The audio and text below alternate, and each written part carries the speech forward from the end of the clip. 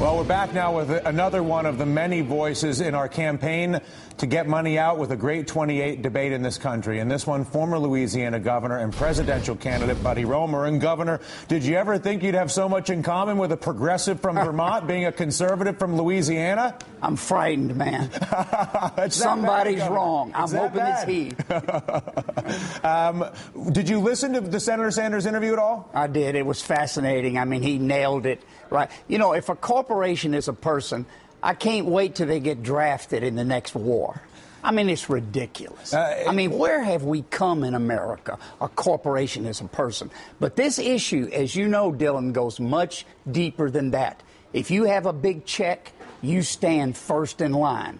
And I don't call that a representative democracy. I want to talk about a Washington Post profile of you today and read folks a quote from that. It was a great piece, and if you haven't checked it out, you should. And bear in mind, Governor Roemer is the voice in this year's presidential election for this agenda. And it reads as follows. Far more defeating were the external expectations of a modern presidential campaign, by which his always fell short. Most early debates invited only candidates who had at least 2% support in 5 national polls, but sometimes Roemer wasn't even included in 5 national polls. Another debate required candidates who have raised $500,000. That's funny in the past 90 days. So if you're not good at the auction, apparently you can't run for president. And Governor Roemer, had managed only half of that. Again, he's running to get money out, mind you. The Florida Republican Party picked 9 people for its ballot and chose not to include him. South Carolina charges $35,000 to be on its ballot, so Roemer decided to run there as a write-in. The point is, Governor, they don't seem to want you in the conversation. That's fair. Who wants to hear about running for president and taking 4 $1 million checks? That's Mitt Romney. Who wants to hear about a man who has 7 super PACs?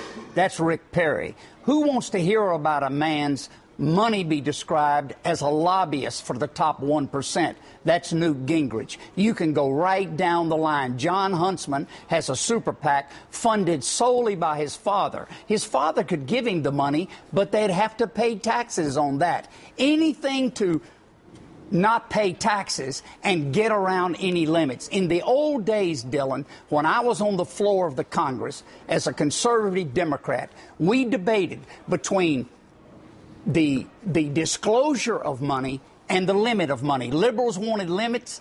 We conservative wanted disclosures. We now live in a country that has neither limits nor disclosure. We have the worst of both worlds, and a president ought to be free to lead, or he's not worth voting for. Are you encouraged by the emergence of hundreds of thousands of people in our undertaking? A dozen amendments, it seems, now floating around that go to this end. You, for a while, were a voice in the woods long before people like myself showed up. You were preaching the gospel of money as the foundational corrupting issue. Are you encouraged by the increasing temperature? About once every 3 weeks, I get a chance to go through my campaign headquarters with the TV on your show, and I'm always encouraged, Dylan. I really appreciate it. You and guys like Larry Lessig and Mark McKinnon and people who've helped me so much. I appreciate it. You know what I need to win? And I expect to win this race. Now, listen to me.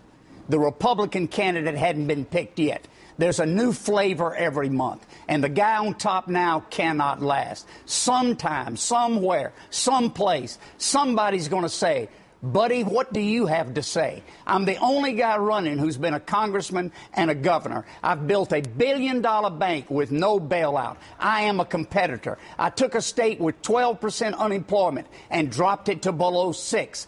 It can be done, but you have to be clean and free at the top. Washington is bought and sold like a sack of potatoes. Governor, I could not said it better myself. I am a huge supporter of yours, and I'm encouraged by the justice narrative emerging that I can set a gentleman like yourself on television right next to Bernie Sanders.